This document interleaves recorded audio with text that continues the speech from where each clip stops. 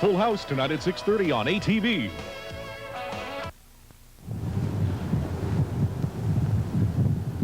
The Big Bengals, formerly of PEI, may be on the move again. Where will the Tigers go after Aylesford?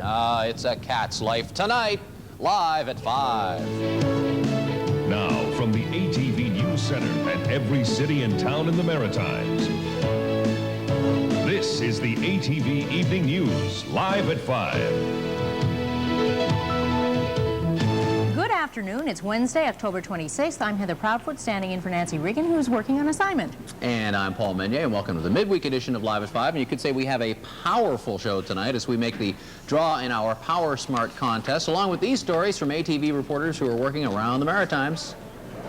I'm Janet Stewart in Halifax. If you've ever dreamt of running your own business, stay tuned. I'll bring you tips from the experts later on Live at 5. I'm Alan Johnson in Moncton.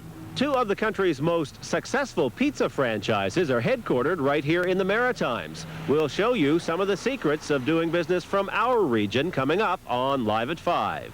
I'm Laverne Stewart in Fredericton. Do you run an environmentally friendly household? Well, if you do, you bring your things to a redemption center like this one. Join me later for more. And here it is, the prize package we mentioned a moment ago, a house full of appliances. The draw later on Live at 5. And in addition to our draw, we'll shut out the lights in a major maritime office building to kick off a night of power savings. Hope you'll take part too. And later, from Flanders Fields to Fields of Dreams, the Royal Canadian Legion's 1994 National Poppy Campaign gets underway. Tonight, lest we forget. It's all coming up in the Wednesday edition of Live at 5. First, let's check in with Steve Murphy, who's working on the ATV Evening News at 6. Steve? Yeah, we've got big news, too. Good news for people who are out of work in the woods all over New Brunswick. That's the sound of 1,000 jobs in forestry just announced. We have details about the jobs and how you might be able to get yourself one coming up at 6 o'clock tonight. There is also more on your evening news tonight about the mysterious pollution coming from the Irving refinery in St. John. We're going to talk to company officials about what they think is causing the problem. The pressure is on the Irvings to come up with answers after one MLA called for the temporary closure of the refinery. The latest on the ATV Evening News.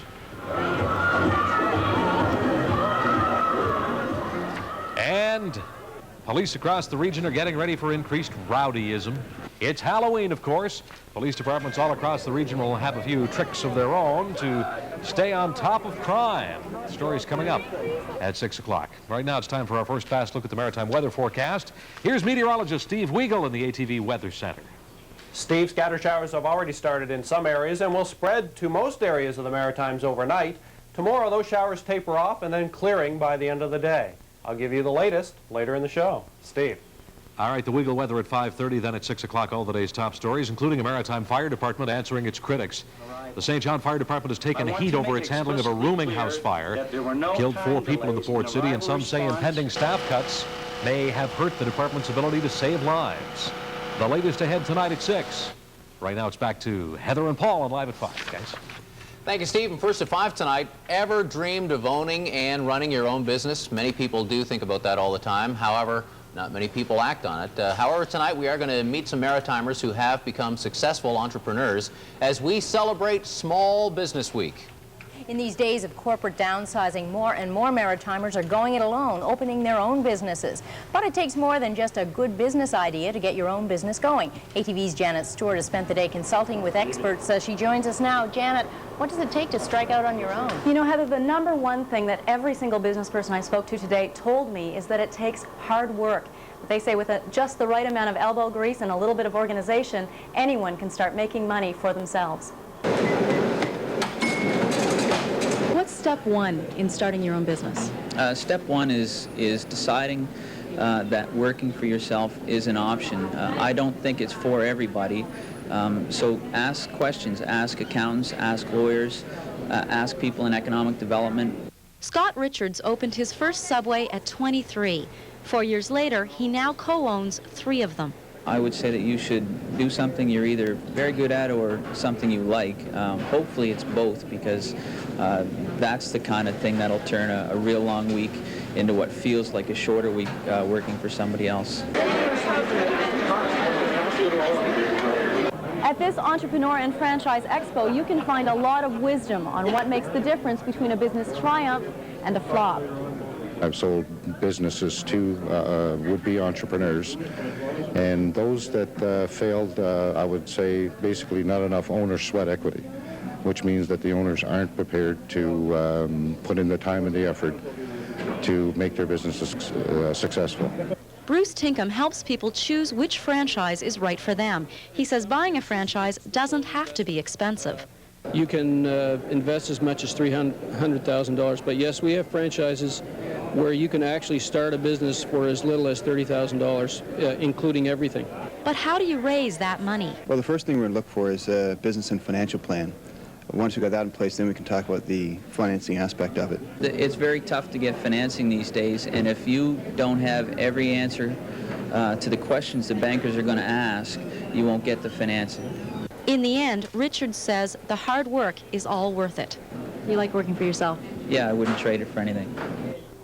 Now, that business expo that I visited today is on in Halifax at the World Trade and Convention Center. That's going till 8 o'clock. So if you're interested in starting a business or buying a franchise, you might want to pop in there this evening and chat with some people, get some good advice. No question, a wealth of knowledge down there, Janet. Now, you know, people I know, I'm sure you do too, come up with an idea that you think might be a terrific idea for a business, but I think you mentioned it in your story. The business plan is key to it. Any advice on that? That is actually a crucial element there, Paul. One of the ideas that you can do is go to the bank.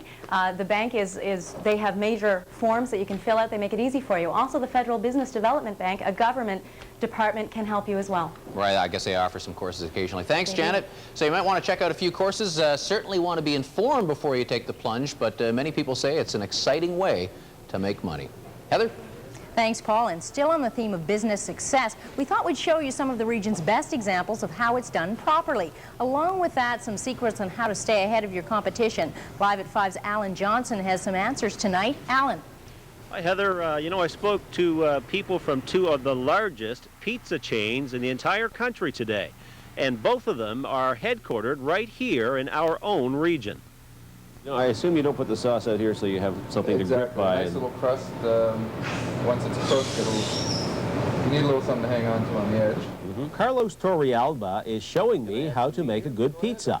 His company, Pizza Delight, makes pizza at over 150 locations in Canada alone, placing it among the 5 largest pizza chains in the country. From what our customers tell us, we do have excellent food quality, and I think we try to remain as focused as possible on what's really important, which is customer service. And good pizza. And excellent pizza, that's right. But there's more to Pizza Delight than just making great pizza. There's also a corporate strategy that's been in place and developing for 26 years now. Remaining true to its small-town roots, the pizza chain's philosophy is consistent food and service in every location. To make sure that that happens not just in St. Anthony, Newfoundland, but also right down to small towns in Ontario, like Port Perry, for instance. Another secret is that those small town locations offer lower real estate prices and greater customer loyalty, because in some communities, the pizza place is the only full-service restaurant in town. Over at Maritime-managed Greco Pizza, the philosophy is similar.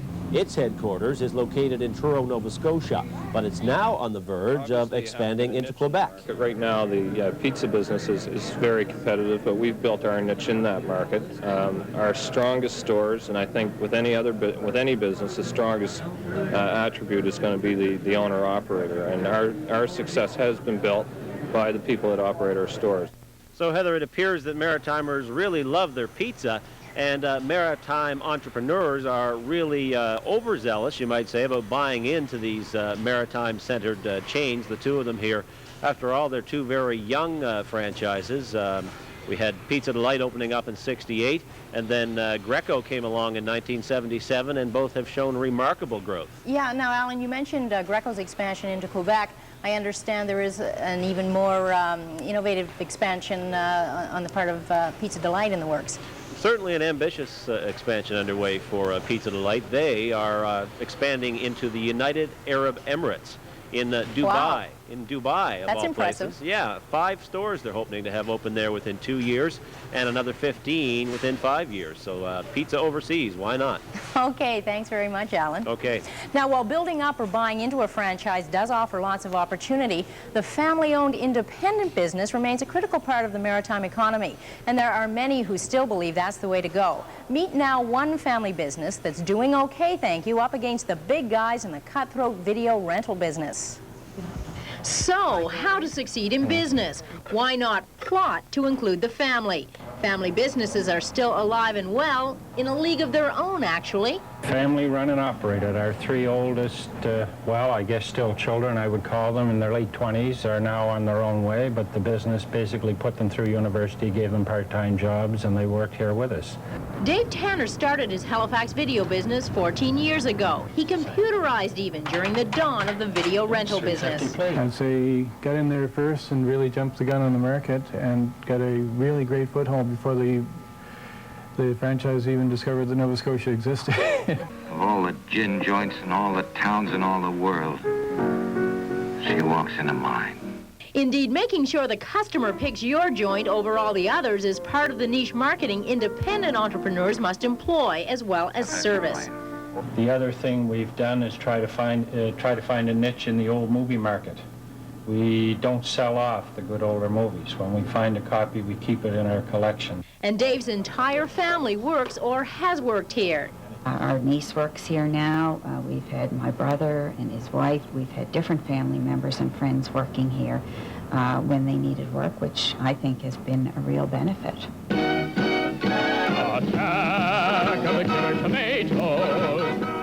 They've survived the onslaught of the big operators, the chain video stores. They've tried expanding to 2 outlets, but cut back when they found they were overextended. And they recently switched locations to expand their parking base. And those who run independent mom-and-pop operations have to work long hours to make sure their business doesn't go the way of the dinosaur. They've never gone after government money in this business, and Dave says the motto of the independent family businessman should be this: carry as little debt as possible and put much more back into the company than you take out. Are you going to get rich at this? No, we're not going to get rich. Whether that's retirement, they say, won't be spent on Golden Pond, but they were never in this for the money anyway. Now, Dave, by the way, got into this business back in the early 80s when, as a bank employee, he didn't want to take a transfer to Labrador City. So he started up on his own and hasn't looked back since. A good example, I think, of some of those who form the backbone of this maritime economy. That's right. I guess a classic mom-and-pop operation is going to be passed down the generation? Well, the older children have gone on to other things using the experience they got at the video store. He has a 12-year-old, though, who's helping out in the shop, so who knows? Yeah, so lots of business opportunities out there. It takes a bit of knowledge and certainly some gusto and guts. My favorite is the lady I met on a flight from PEI who operated a motel in Florida for 9 years. Wow. Had the whole family down there working at that. Lots of opportunity. Like to make that one happen. Lots more to come tonight on Live at 5, including ATV's Dr. Stuart Cameron, who says to small children, pills look like candy. He's got some important advice for us tonight. And next, simple ideas for improving the environment. You and I can make a difference. For instance, how many of these do you recycle?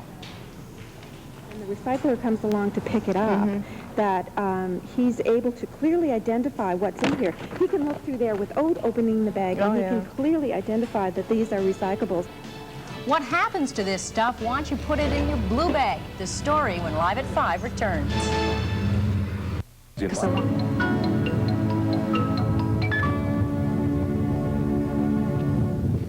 Those 2 Siberian tigers from Prince Edward Island are still waiting to hear when or if they can return. Bonnie and Clyde are currently staying at the Oaklawn Farm Zoo in Nova Scotia after being deported from the island this summer, but excuse me, now the zoo needs their cage because they have a cougar about to give birth. The zoo's Gail Rogerson has written to the Premier of Prince Edward Island asking that the tigers be allowed to go back home. We'll keep you up to date on Bonnie and Clyde. Right now, let's check in with Steve Murphy, who's working on the ATV Evening News at 6. All right, Gerard Paul, coming up tonight at 6 o'clock, a story that's being described by some as the story of the decade for the Halifax metro area. It's a story that affects virtually every person who lives in the cities of Halifax and Dartmouth, the town of Bedford, and the county of Halifax. It could affect the place you call home. Details ahead tonight at 6 o'clock. Also on the evening news, the Irvings talking about the stink, the mystery stink from the refinery in St. John. Pressure's on, the heat is on, to come up with answers after some suggest the closure of the refinery temporarily. Hundreds have complained about the odor. We have the latest details ahead tonight at 6 o'clock.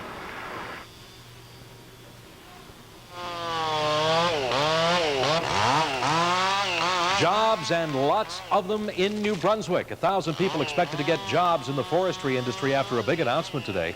The McKenna government says the jobs will be spread across the province. You'll find out how you might get one tonight at 6 o'clock. And also, 2 people were in court today facing charges of break and enter after a string of break-ins all over Cumberland County, Nova Scotia. The legal process has been complicated by the fact that both suspects neither speak nor hear. The story is coming up tonight at 6 o'clock. Now it's back to Live at 5 on your side. Thanks, Steve. And now it's time for ATV's On Your Side with Yvonne Colbert. And tonight, Yvonne, we're talking assault. That's right, Heather. Now, many people think if they're the victim of what we all refer to as common assault, that they can call the police and have a charge laid. But as one Maritimer found out, it's not that simple.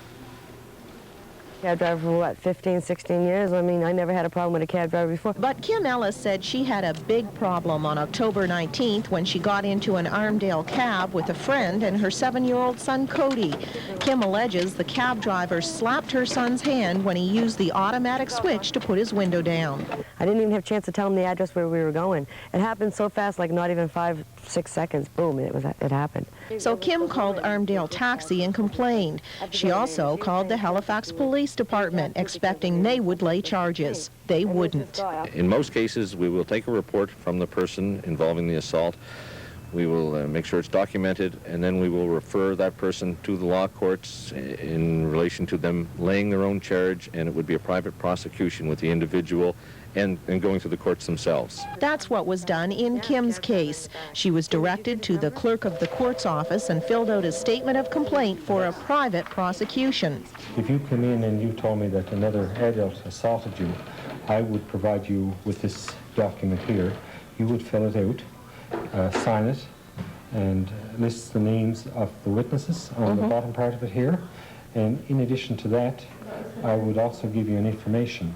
After filling out the forms, Kim had to swear under oath that the information was correct, and she was then given a date to appear in court. The clerk's office types up the summons and then sends it to the appropriate police department to be served. In the meantime, Kim will act as her own lawyer in court. It's not that bad. Once you make your complaint to the police, everybody sort of helps you along the way through the steps. You're guided down to the court. So police won't act. Why not? Well, that's the question Kim put to me. She said, I called the police. I told them, you know, what allegedly happened, and they told me I had to lay the charge myself. And I wasn't familiar with this as well, so I talked to Gary Martin. And what it is in domestic situations, they will act. In fact, the law requires them to act. But where it's what used to be common assault, where it's kind of a minor kind of thing, they simply don't have the time to do it. They have a lot more serious things to deal with, and they'd be spending all their time running around dealing with minor assault. So, in fact, they have the people do it themselves. And it is something that isn't that difficult to go through yourself. It's just when it's foreign to you and the police say, no, we're not going to lay the charge for you, then people sort of say, well, why? Or if you don't know about the process or that process is out there. Yeah, and going to court can be an intimidating process, especially if you're representing yourself. But in this instance, I'm told the judges are a little more lenient and a little more sympathetic because they understand that it's just an everyday kind of person in there trying to do this thing, and they take that into account. So some new information everybody can use. Yeah, really. Okay, and if you want to get in touch with Yvonne Colbert, here's how to do it. You can give us a call. The area code is 902. The number is 493-3404, and you can leave a brief message on the machine, please. Or you can write. It's Post Office Box 1653, Halifax, Nova Scotia. Postal code is B3J2Z4. Okay, thanks. And Yvonne Colbert's on your side. Paul. All right, thank you, Heather. We're back in just a moment to talk about reducing your electricity bill, and then we'll turn out the lights. Literally. Stay with us. We're back in just a moment.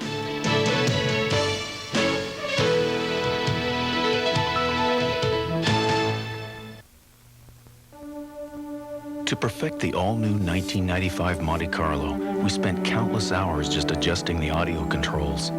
You see, Monte Carlo was designed from the inside out to be your own personal space, so every interior detail had to be in harmony. Paying attention to something as small as the texture of a control is what makes Monte Carlo seem like a car that costs twice as much, which also makes the new Monte Carlo a genuine Chevrolet. Win a chance to bring your family home for the holidays just by shopping where you always shop. The Homecoming Contest, brought to you by Save Easy and 8 of the best-selling brand name products. Get a ticket every time you shop. Scratch and find an instant win symbol or collect all 8 game pieces on your game card. A chance to win one of 20 Air Canada trips for 2 from around the world, plus over 80,000 instant win products. Come home to Save Easy, and maybe bring your family home for the holidays.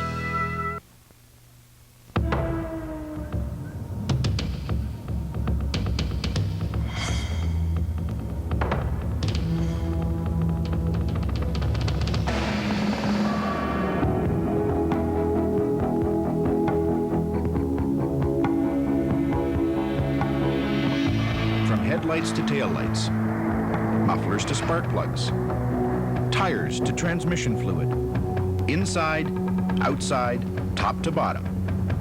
Canadian Tire has you covered. Because we have the experience that comes from servicing over 10,000 cars every day, and more than 65,000 auto parts and products, which means we help maintain more cars than anyone. So whatever you need, from floor mats to a tune-up, come to the one place with everything, Canadian Tire. There's a lot more for your car for a lot less.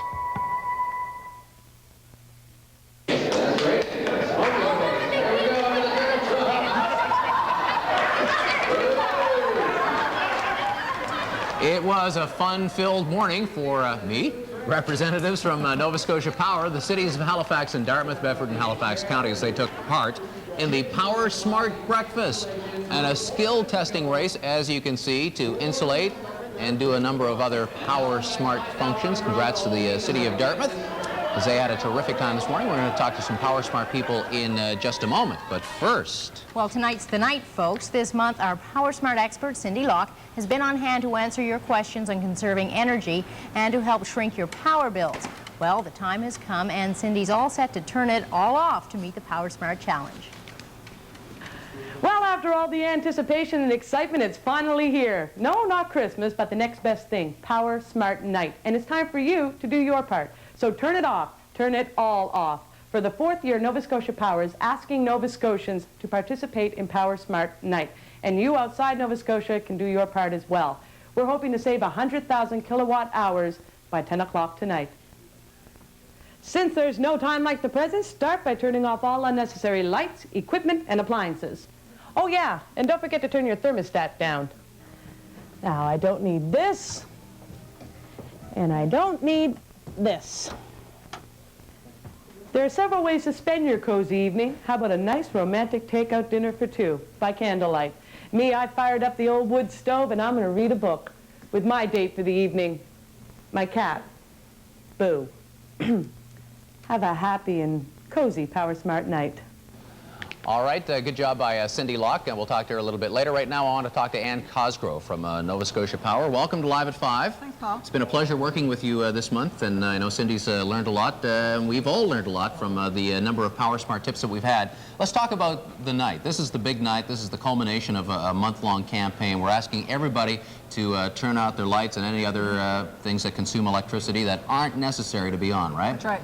So what are we looking at? What's the aim? We're looking at cutting out 100,000 kilowatt hours.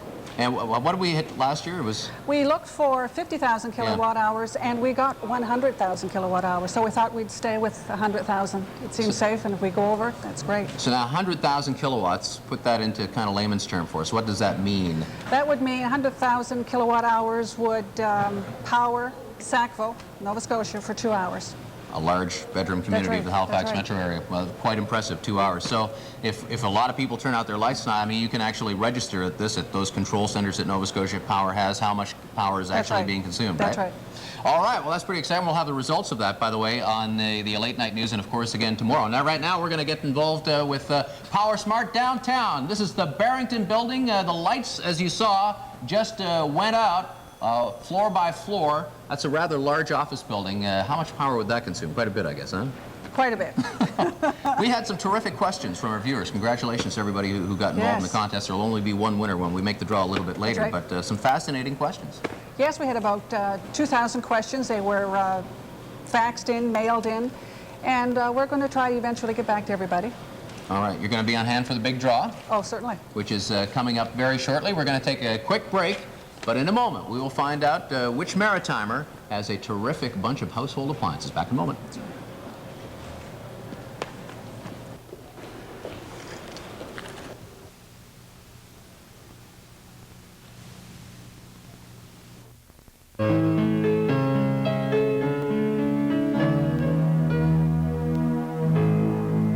And welcome back to Live at 5. As you can see, just a few lights on in the Barrington Tower. We're told those are security lights, and hopefully lights are going out across the Maritimes on this Power Smart night as we try to save a whole bunch of energy. And we're joined by a whole bunch of wonderful people here, including Cindy Locke, who you met in our Power Smart Tips. Cindy, terrific job. Thank you. We're going to let you make the draw in just a moment. We also have Rob Newcomb joining us from Inglis Limited. Thanks very much for being involved. Some wonderful prizes there.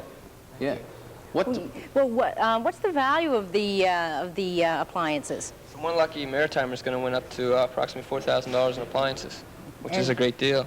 Washer, dryer, dishwasher, range, the whole bit. A whole studio filled with glamorous prizes. I've always wanted to say that. Yeah, you got your chance, and now you said it. That's terrific. And all energy efficient, of course. Exactly. As in keeping with our Power Smart theme. And again, thanks very much for being involved in this. It is terrific. This is the culmination, the moment we've been waiting for. For a long time. All right, so Cindy, we're going to give you the honors. Nothing up my sleeve. Cindy Locke, our Power Smart expert helper, reaching into a big drum, and the winner is... Lena Cameron of Enfield, Nova Scotia. Ah, congratulations, All right. Lena. Terrific job. Lena Cameron, congratulations. We'll be in touch. One of us will be in touch with you shortly to arrange getting your household full of appliances. I guess you'll be getting rid of the ones that you have, or maybe getting another house. Who knows? I'll take them. Thanks again, Cindy. Terrific. Rob, thanks for coming in, and Ann, a pleasure. Let's go to Steve Weagle now with our wake-up weather. Steve? Thanks very much, Paul. A few showers overnight across the Maritimes. Fog before dawn once again across the region. Here's the latest satellite photo. We have a large area of low pressure pushing through the Maritimes right now, giving us a few showers, and another area low pressure just up to the northeast of Quebec, which is sliding northeastward in the next few days. And we've also got this area of high back to our south, which will push into the Maritimes for later in the week and bring us lots of sunshine across the region. Here's a close-up of the Maritimes right now, and you can see a lot of cloud across our region and a lot of cloud up to the north too. We've got this low pressure system which has pushed in the past few hours, and back to our west though, clearing, especially back through the northeast and down through the U.S. with the high pressure back to our south, which will push in for later in the week. So the wake-up weather for tomorrow, we've got, well, a few showers out there. You want to bring your umbrella to work. Very foggy when you wake up tomorrow. 4 to 8 degrees for wake-up temperatures, so temperatures won't be too bad. And then tomorrow's weather during the day, those showers will taper off in the afternoon. Sunshine returns by the afternoon, and winds will pick up from about 20 to 30 kilometers from the north and the northwest during the day. And seasonable temperatures, 9 to 11 in New Brunswick, 11 for Prince Edward Island, 11s and 12s across Nova Scotia during the day. And that's the weather for the next 24 hours, guys. Terrific stuff, Steve. And you know, Steve, the leaves out there are still a spectacular show, even at this late juncture in the fall. We're Good lucky job. this time. Yeah. All right, here's what's on ATV Prime Time tonight. Starts at 6:30 with Full House. We've got Coach for you at 7, and then at 7:30 it's Thunder Alley. All-American Girl on at 8 o'clock, and that's followed by a hilarious Ellen DeGeneres in her own show. It's called Ellen. Our movie at 9 o'clock is Flatliners. Julia Roberts, Kiefer Sutherland, Kevin Bacon, and William Baldwin star. A kind of creepy story about a group of medical students whose curiosity about life after death gets them involved in something they may not be able to handle. Kind of appropriate heading into the Halloween weekend. And then at 11 o'clock to take us into the CTV News at midnight, it's Diamonds. And tomorrow, Olympic figure skater Rob McCall had a dream that AIDS could be beaten. His friends, some of the best figure skaters in the world, are coming together to keep his dream alive. It's a very special edition of Live at 5. Skate the dream with us tomorrow. Should be a terrific show. Hope you can join us tomorrow night at 5. And that is it for the midweek edition of Live at 5. Nancy Reagan will be back tomorrow from her assignment. And the news continues here on ATV. Here's Steve Murphy in the ATV Evening News at 6. Steve? Thank you, Paul. Tonight, exclusively from the I-Team, Metro Halifax poised to merge into a super city. It supports the rumor that I heard this morning that the government is moving now quickly to form a super city, Halifax, Dartmouth, Bedford, and the county of Halifax. A forest full of jobs. New Brunswick to hire 1,000 new workers. Things are much improved from where they've been in the last 4 years. It's been a very difficult 4 years for the pulp and paper business, particularly. But things are on the move, and things are looking up, and we're optimistic. And the Irvings come clean over dirty air. We live here too. We want to be just as proud of the environment as we are of the rest of the facilities. Now, from the #1 news team in Atlantic Canada, the ATV Evening News.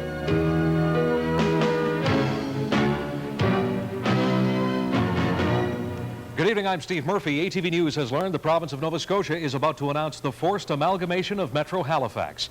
The announcement could come as early as tomorrow. The mayors of Halifax, Dartmouth, Halifax County, and Bedford are bracing for it tonight. ATV's Rick Grant live with I-Team exclusive details tonight. Rick? Steve, the mayors have been getting reports all day long that the province plans to amalgamate all 4 communities into one city. Now, we've just learned that the Premier has called all 4 mayors of Halifax, Dartmouth, Halifax County, and Bedford for a meeting here at Province House later this evening. The mayors are furious. The lights went out on individual identity today at a Power Smart breakfast. At this noon-hour news conference, Liberal House Leader Richie Mann touched on the provincial government's plans for amalgamation. There will be a broad exchange of responsibilities, and the goal of amalgamating municipal governments will be advanced. So if it's taking place, then they've certainly lied to us.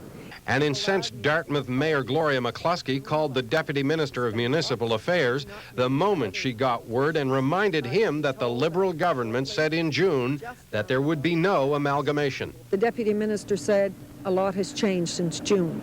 I said nothing has changed in these municipalities since June. I have no comment on that at all. I've told you it will be announced tomorrow. Today's announcement by the province that it will look at amalgamation of municipalities comes less than 2 weeks after municipal elections were held throughout Nova Scotia and before many of the councils, including the one here in Halifax, are even sworn into office. Elections which cost candidates such as Walter Fitzgerald $25,000 to win the mayor's seat. Well, you don't question the provincial government and Mr. Savage. He's had his own agenda for years, and he's hell-bent, and if he does this, it's quite obvious that he's hell-bent on self-destruction of himself and the Liberal Party in the province of Nova Scotia. Fitzgerald won't accept the provincial plans for amalgamation lying down. If the government tries to force a shotgun wedding of the 4 municipalities without any consultation, then we're going to have a battle royal. Halifax County Mayor Randy Ball ran for the Liberals and cannot believe the way amalgamation is being handled. My word is livid, because 2 years ago I remember running for the Liberal government, and one of the things that we talked about was the fact that we should have public consultation. Pictou Centre PC MLA John Ham says if the province is pushing amalgamation, it's because the Savage government cannot afford to keep one of its promises. We knew that as it was on the table, it was not going to work, particularly after she announced in Sydney $27 million new dollars would have to be found in the service exchange. It just isn't there. Steve, the mayors with whom I spoke said that they do not oppose amalgamation, but they do not like any plans to do it without consultation. They're not pleased with the way it's being handled if, in fact, it goes ahead. And, in fact, we're also told that there may be plans afoot to deal with amalgamation in Kings and in Pictou counties as well. But again, the issue here appears to be forced amalgamation, the province ordering the municipalities to merge. That's correct. All right, thank you, Rick. They've certainly talked about it for a very, very long time. Once again, it could happen as early as tomorrow. Now, Metro amalgamation isn't the only controversy confronting the John Savage government. The government's House Leader Richie Mann has outlined 5 key initiatives for the new session of the legislature, which begins tomorrow. But the opposition is already not impressed. They are a new Workers' Compensation Act, a Maintenance Enforcement Act, a new Environment Act, a Gaming Corporation and Control Act, and landmark legislation to redesign the relationship between the province and local governments. Whether it's municipal reform, whether it's healthcare reform, whether it's education reform, whether it's economic development, things are in chaos. This government doesn't have the foggiest idea what direction they're going in. The government admits the casino licensing law will be a long one. The bill contains more than 100 sections, not including regulations, to cover everything from hours of operation to whether casino operators can give away free liquor. New Brunswick has hit the jobs jackpot. The Frank McKenna government plans to create 3,600 jobs in forest management, 1,000 of them direct jobs in silviculture, with big spin-offs in logging and processing. ATV's Kate Lederick live in Frederick, and this is sure big news for the industry and big news for rural New Brunswick, right? Well, it sure is, Steve. Now, Premier McKenna has already made a number of high-tech job announcements aimed at urban centers, but now it's rural New Brunswick's turn. Premier McKenna chose the town of Nakawik, which is a forestry center, as the spot to announce his massive silviculture program.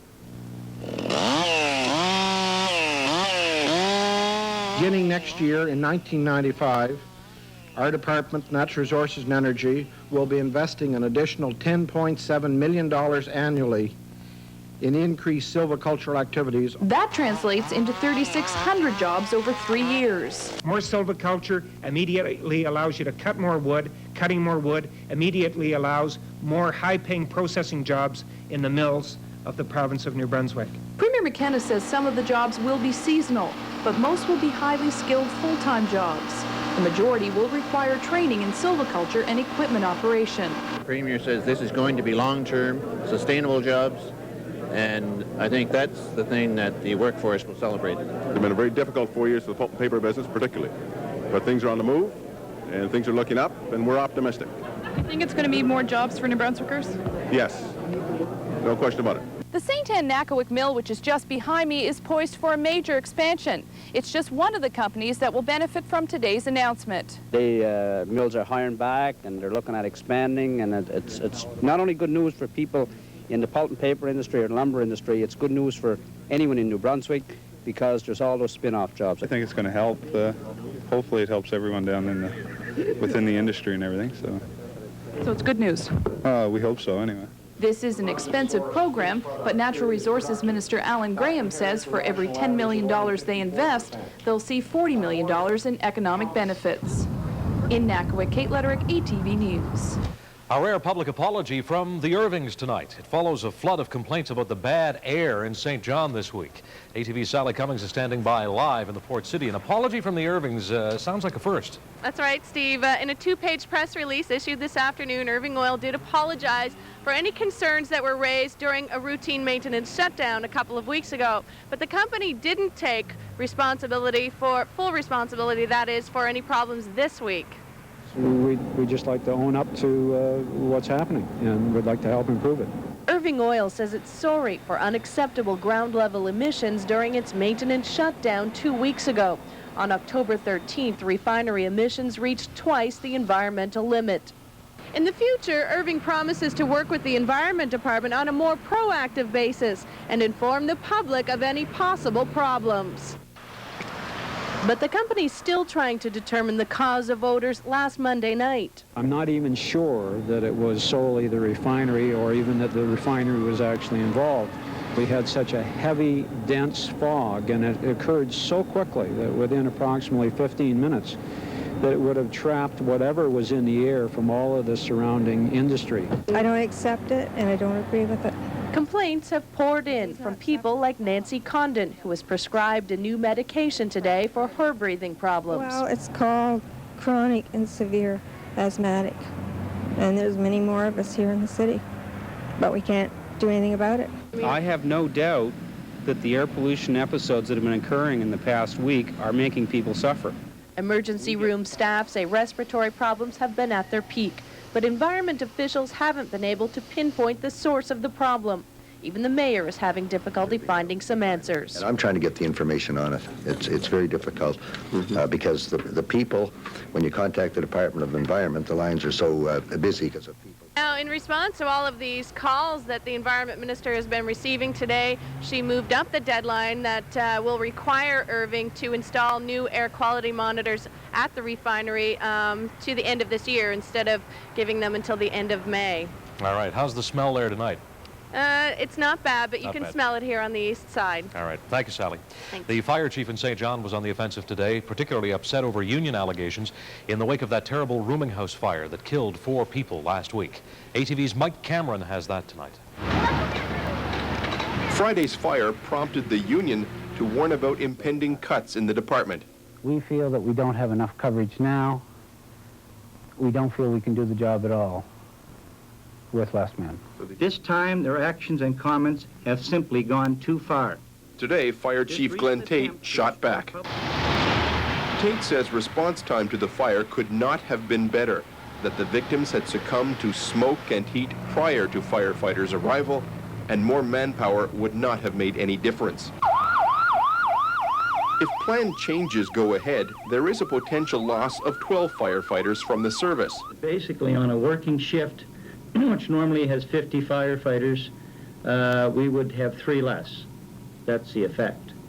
As far as the quality service, I don't see the quality service being diminished. There are scores of rooming houses in the south end of St. John, some of them in better condition than the scene of last week's fire, some of them worse. They're certainly a fire hazard. Stephen Chase lives in a typical South End apartment building. He says there is apprehension about cuts in manpower. I don't think fewer firefighters, for the sake of balancing a budget or getting a budget under control, is something to stand up and applaud. As for civic leaders, they're pleading for faith in the department's management. There's not one of them that would ever jeopardize the safety of the citizens. Tomorrow, police will be issuing a statement with respect to their investigation into the fire. They have yet to confirm it's a case of arson. They've interviewed a number of people, but I'm told today that there's still a couple of people they want to talk to. Steve? All right, we'll be looking forward to hearing the decision there tomorrow. Thank you, Mike. 2 people were in court charged with the recent break-ins in Nova Scotia's Cumberland County today.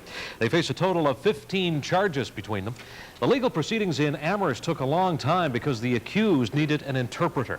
They neither hear nor speak. ATV's Ron Shaw is in Amherst tonight. 31-year-old Roger Charest of Campbellton pleaded guilty to 8 charges. He'll be held in custody until November 30th, when the judge will sentence him after reading a pre-sentence report. 19-year-old Tammy Furlot faces 7 charges. She will appear in court again on November 28th for election and plea. The case was heard here in Amherst in provincial court, but most of the break-ins took place in remote rural areas all over Cumberland County. Oh, come here, Bart. No, she says not today.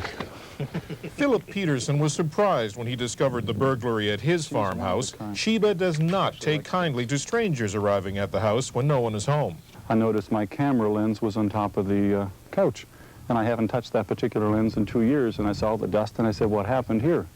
And immediately flashed back to the car, and we got looking around, and my camera, telephoto lens, watch, rings, and other things were missing from the kitchen. Then again, the robber may not have been able to hear her barking. Our guard dog here sleeps during the daytime upstairs. Sometimes takes her 4 or 5 minutes before she comes downstairs. So they just walked in the back door, took their stuff, and then they were met with our dog, and they left in a real hurry. In Amherst, Ron Shaw, ATV News. And this is the ATV News breaking story from ATV's Alan Johnson. ATV has learned there could be a development in the year-old case of missing teen Marcia LeBlanc and the missing suspect, Roger LeBlanc. Investigators in the case in Notre Dame, New Brunswick